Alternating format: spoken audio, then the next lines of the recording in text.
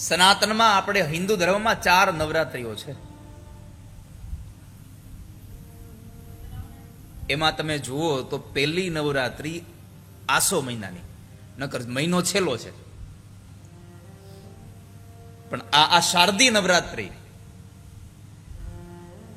પહેલી નવરાત્રિ. બીજી નવરાત્રિ મા મહિનાની. ત્રીજી નવરાત્રિ ચૈત્ર મહિનાની. અને ચોથી નવરાત્રિ અષાઢ મહિનાની, ગુપ્ત નવરાત્રિ. આ 4 નવરાત્રિઓ. અને એ નવરાત્રિમાં આપણને આ શારદીય નવરાત્રિમાં ચામુંડાના ખોળામાં બેસીને ગાવા મળ્યું છે.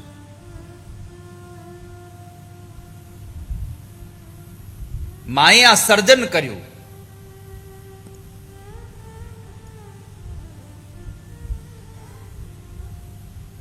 અને એ સર્જનમાં આપણને આ દુનિયામાં મોકલ્યા.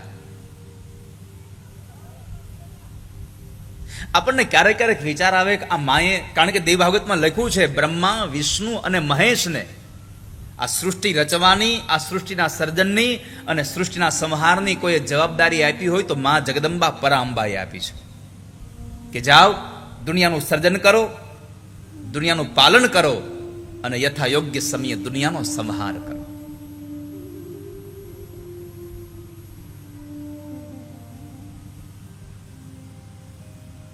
આ સંસારને માં ચલાવે છે. જો માં ન ચલાવતી હોત તો ક્યારેય ભગવાન વ્યાસ બોલ્યા ન હોત. સૃષ્ટો યા સર્ગ રૂપા જગદન વિધો પાલનીયા ચરોદ્રી. સૃષ્ટો યા સર્ગ રૂપા જગદ વન વિધો. સૃષ્ટોનો અર્થ છે સર્ગ. સર્ગ એટલે કે સર્જન. પાલની એટલે કે પાલન કરવા વાળી. અને રૌદ્રી, રૌદ્રીનો અર્થ છે સંહાર કરવા વાળી.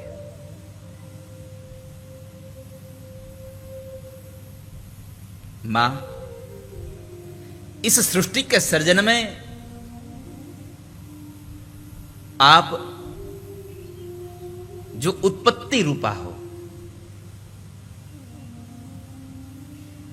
मां रक्षा के कार्य में आप पालनी शक्ति हो और संहार के कार्य में मां आप रौद्र रूपा हो.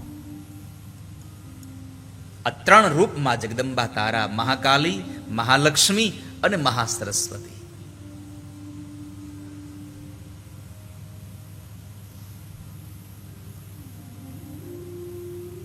તો આ જ્યારે જગદંબાએ આ સર્જન કર્યું,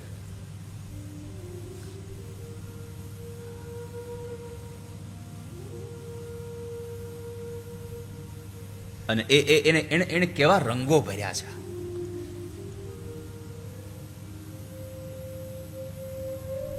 આ દુનિયામાં પરમાત્માએ કેમ સર્જન કર્યું હશે? કવિઓને પોતાની આગવી છૂટછાટ હોય છે.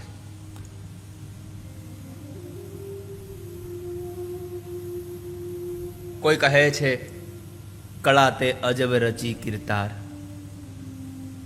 તો કોઈ કહે છે પૃથ્વી 3 પિંડો કર્યો.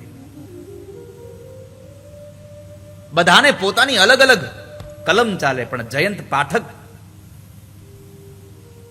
એમની એક કલમ ચાલી છે. અજબ મિલાવટ કરી ચિત્તારે રંગ પ્યાલીઓ ભરી. અજબ મિલાવટ કરી ચિતારે અને રંગ પ્યાલીઓ ભરી. એક ચિત્રકાર જયારે આમ ચિત્ર કરવા બેસે ત્યારે કેટલી બધી આમ રંગની સરસ મજાની નાની નાની વાટકીઓ, નાની નાની ટબુડીઓ, નાની નાની એ ડબીઓ લઈને બેઠો હોય, કેટલાય પ્રકારની પીછીઓ લઈને બેઠો હોય. એમ લાગે છે કે કૃષ્ણ જ્યારે, પરમાત્મા, આ મા જગદંબા જ્યારે સર્જનહાર બની હશે ત્યારે કોઈ હાથમાં પીછી લઈ અને કલરની એ વાટિકીઓ ભરીને બેઠી હશે ને એમાંથી આ સૃષ્ટિનું સર્જન કર્યું હશે. અજબ મિલાવટ કરી ચિતારે રંગ પ્યાલીઓ ભરી, એક લસર કે ઉગળી નીકળ્યા જંગલ જંગલ ઝાડ, એક લસર કે ઉગી નીકળ્યા જંગલ જંગલ ઝાડ, ટપકે ટપકે ફૂટી નીકળ્યા ધરતી પરથી પહાડ. કદાચ આ પીછીમાંથી આમ ટપકું પડ્યું હશે તો એમાંથી પર્વતો નીકળ્યા હશે, અને એની પીછી આમ આમ ચાલતી હશે તો કેટલા વૃક્ષો નીકળ્યા હશે. એક લસર કે ઉગી નીકળ્યા જંગલ જંગલ ઝાડ, ટપકે ટપકે ફૂટી નીકળ્યા ધરતી પરથી પહાડ. જરાક ખંખેરી પીછી ત્યાં ફૂલને લાગી છાંટ. તમે જુઓ એ પેલો રંગકાર ચિત્રકાર હોય ને એ પોતાની પીછીને આમ ક્યારેક પાણીમાં પલળે પછી આમ છાટકે. જરાક ખંખેરી પીછી ત્યાં ફૂલને લાગી છાંટ. કારણ કે પછી તો કેટલાય જગ્યાએ કેટલાય કલરના ફૂલ થયા. એક રંગના ફૂલમાં બીજો રંગ. જરાક ખંખેરી પીછી ત્યાં ફૂલોને લાગી છાંટ, ફૂંક મારતા ફેલાયા શા સાગર સાત અફાટ. કોઈ ચિત્રકાર પાણીની ઓલી પીછીથી આમ છાટ મારવા જાય અને પોતાના જે ચિત્ર જે કાગળ ઉપર કરી રહ્યો છે એ કાગળ ઉપર પાણીની છાટ પડે તો ફૂંક મારે, એને સ્પર્શ ન કરે, એને ફૂંક મારે. એમ ફૂંક મારી આ માએ બરાબર પોતાના હાથમાં રહેલી આ રંગની આ સર્જનની પીછી આ સંસારમાં આમ આમ છાંટી અને આપણી જેવા કેટલા ફૂલો ઉગી નીકળ્યા માના. આપણે બધા વાલા ભક્તજનો આ દુનિયાના માણસ કહેવા કરતા માના બગીચાના ફૂલ છીએ. આપણે બધા આપણે એના ફૂલ છીએ. અને પછી એ ફૂંક મારી તો સાત સાગર અફાટ, સાત સમુદ્રો નીકળી આવ્યા માય. જંગ રંગે જલ પરી. અને છેલ્લી પંક્તિ, લૂંછતા વાદળ પોતે ઉઘડ્યા ઇન્દ્રધનુષના રંગ. લૂંછતા વાદળ પોતે ઉઘડ્યા ઇન્દ્રધનુષના રંગ, રંગ રંગમાં લીલા નિજની નિરખે થઈ દંગ.